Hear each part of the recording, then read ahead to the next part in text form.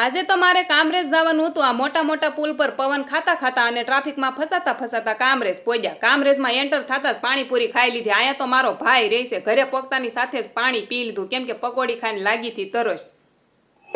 અને પછી અને મારા ભાભી બનાવે છે ખાવાનું, પણ મારે તો અહીંયાથી મામાદેવ શોકે જવાનું હતું। ત્યાં મારી ફ્રેન્ડનો ડાન્સ ક્લાસ હાલે છે અને હું ત્યાં પહોંચી ત્યાં તો